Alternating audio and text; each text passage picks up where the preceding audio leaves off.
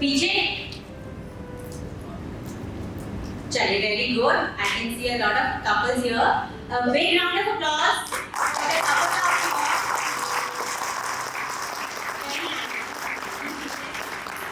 Couples नहीं आए हैं, अपने स्पाउसेस को लेके नहीं आए हैं, आप please next time make sure ये आरटीपीज क्वार्टरली होती रहती है. It will be a really turning point of your life. It is a genuine humble noble request from my side कि नेक्स्ट टाइम मैंने यहाँ पे भी देखा नहीं है कोई अपने कपल्स को लेके आए हैं, सर प्लीज आप नेक्स्ट टाइम मैम को लेके आइएगा. So it will be a pleasure for us to meet her also, right. So आज का सेशन डे 2 का इनिशिएट जो करना है तो वो मुझे दिया गया है, इतनी बड़ी रिस्पॉन्सिबिलिटी है.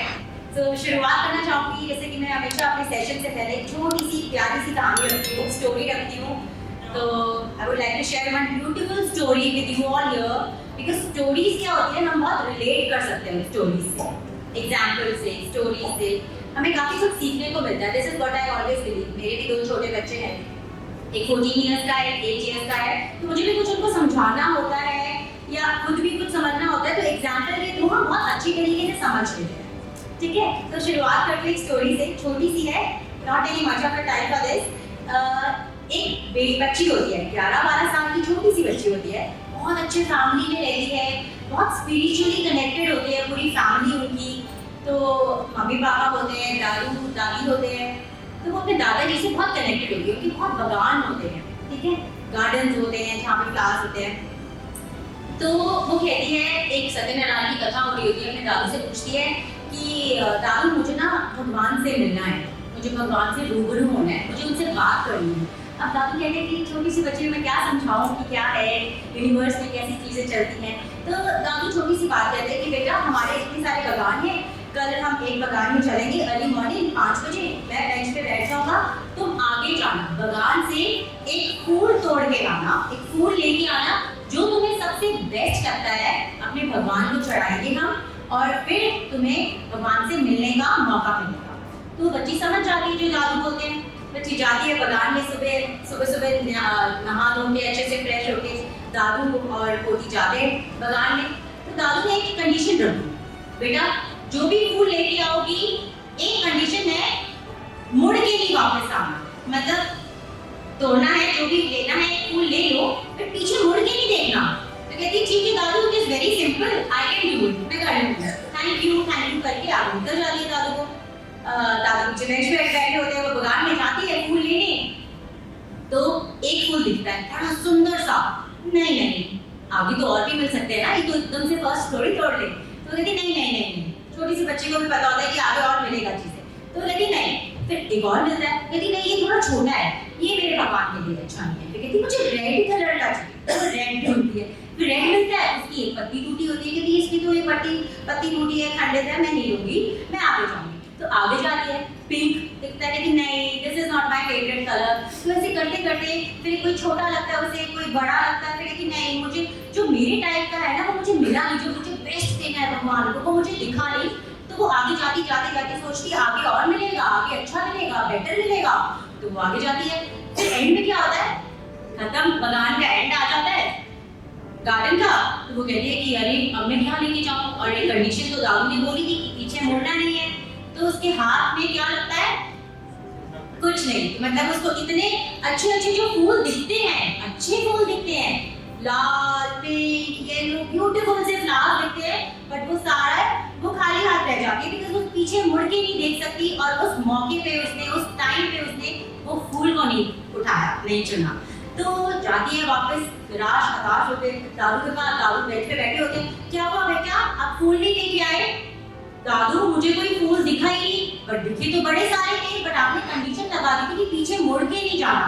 तो मैंने सारे मौके अपने गवा दिए, खो दिए, अपने सारे मौके, जो इतने अच्छे फूल जो मेरे सामने थे, रास्ते में आए थे, मैं उनको तोड़ के भगवान को पा सकती थी, बात कर सकती थी भगवान से, जो मेरी इच्छा थी कि मैं भगवान के साथ रूबरू हो सकूं, बट वो मैंने सारे मौके गवा दिए. तो दादू कहते it is a big learning for you. मतलब मैंने भी ये भी स्टोरी सुनी तो ये मुझे भी बहुत अच्छी लगी. तो उस बच्चे की तरह हमारे साथ थैंकफुली ऐसा नहीं हुआ है.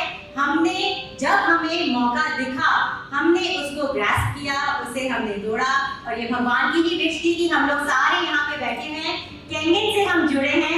सो it is a big opportunity for us that we have come now and we have to make the most of it now, right? So I hope ये स्टोरी सबको अच्छी लगी होगी। तो फ्रेंड्स, सफलता की जो जर्नी है, सक्सेस स्टोरीज की अगर हम बात करें, तो सक्सेस इज नॉट इजी। सभी any field if you take, हमारे यहाँ पे हमारे टीनेजर्स में हमारे इतने डिफरेंट प्रोफेशन से लोग आए हैं, be it a doctor, be it from army, be it from forces, be it a teacher, मतलब home makers also, every you name a profession, CS हैं हमारे, लॉयर्स हैं, डॉक्टर्स हैं, सर्जन्स हैं, एचआर की पर्सनालिटीज हैं हमारे, जो एमबीए सारे मतलब कॉर्पोरेट की हैं, आईटी की हैं, आईटी के, मतलब if you name a profession and we have one person of that profession here in Team Eagles. तो ये कोई छोटी मोटी इंडस्ट्री नहीं है पहले, but what I want to convey here is success is not easy, whether here or anywhere in any other industry, we have to pay for it, right? Pay in the sense हमें hardships के through जाना पड़ता है, तो हमें अपने आप को कठोर बनाना पड़ता है और फील्ड पे लाना पड़ता है। हमारी भी बहुत सारी सिचुएशंस होती है। सक्सेस इज नॉट इजी, सफलता की राह आसान नहीं है, बहुत सारे चैलेंजेस होते हैं, सिचुएशंस होती है, हमें उन चैलेंजेस सिचुएशंस को ओवरकम करके अपने आप पे वर्क करके अपने आप को बेटर बनाने के लिए हम नई स्किल्स सीखते हैं, नई नॉलेज लेते हैं, न्यू लर्निंग्स लेते हैं। कहाँ से? बुक्स से और हमारे लाइफ एक्सपीरियंसेस से, हमारे लीडर्स से। मतलब हमें छोटे से छोटा, मैं तो ये कहती हूँ कि मुझे हमारे घर में जो डोमेस्टिक हेल्प आती है, जो हमें हेल्प करती है किचन में, हमारा घर संभालने में, हम उनसे भी बहुत कुछ सीख सकते हैं चीज़ें, कि वो अपना सारी चीज़ें मैनेज करके हमारे घर में काम करने आते हैं। तो हमें उनसे भी प्रेरित होना चाहिए, है ना, कि वो अपनी लाइवलीहुड के लिए अपना कंफर्ट जोन छोड़ के अपने, उनकी तो फैमिली प्लानिंग नाम की कोई चीज़ होती नहीं, 5-5, 6-6 बच्चे होते हैं, तो उनको भी वो कैसे मैनेज करके, आई डोंट नो, फिर वो हमारे हेल्प करने हमें घरों में वो जाती हैं, हमें भी उनसे भी सीखना चाहिए। एक सब्जी वाले से सीखना चाहिए, जो एक हॉकर है, सब्जियां लेके आता है अपनी रेहड़ी पे, उसका डेली का रूटीन होता है। तो वहाँ से हमें ये नहीं सीखना कि हमें सब्जियां बेचनी है, हमें वहाँ से जो हमारा पिक है, हमें वहाँ से मेहनत करना सीखना है और स्मार्ट वर्क करना सीखना है। हार्ड वर्क के साथ स्मार्ट वर्क करेंगे तभी आगे गाड़ी चलेगी, राइट? तो ये स्किल्स, चैलेंजेस, सिचुएशंस को हम ओवरकम करके फिर हम थोड़ी सी कहीं सफलता मिलती है। अब उस सफलता को, कभी सफलता है, कभी सेल आ रही है, आप रिलेट कीजिएगा, सेल आते आते बुकिंग अमाउंट हो गया बट सेल नेक्स्ट मंथ आ रही है, तो वो सारी डिसअपॉइंटमेंट भी चलती है। जहाँ सक्सेस वहाँ डिसअपॉइंटमेंट। अग्री करते हैं मेरे साथ? yes. तो जहाँ सक्सेस है वहाँ डिसअपॉइंटमेंट है। तो we have to choose our footpath, कि हमें कौन से पाथ पे चलना है, राइट? सो स्टेप्स है, सबसे पहले steps to make a strong vision board. First is clarity. घर बनाना है, उसकी पिक्चर लेनी है। पिक्चर आजकल is so easy to take a picture. Mobile में आप कुछ भी सर्च कीजिए गूगल से, प्रिंट आउट निकाल लो, मिल जाएगा। सबके घर में प्रिंटर है, मोस्टली नहीं है तो पास वाले शॉप से आप जाइए, कलर पिक्चर लीजिए। अब वो पिक्चर कैसी होनी चाहिए? That picture should actually represent your dream. जैसे आपने घर की पिक्चर लगाई, कार की, तो कार का मॉडल नंबर पता होना, मॉडल नंबर की कौन सा मॉडल लेंगे आप, वो कार लीजिए, ठीक है? कलर क्या होगा? रेड होगा, येलो होगा, ब्लू होगा, ब्लैक, व्हाइट, वो कार की पिक्चर लो। मतलब जो आप सोच रहे हो ना कि आपको चाहिए, तो वही चीज, वही पिक्चर जो आपकी ड्रीम को रिप्रेजेंट करती है, वो पिक्चर आप लगाइए।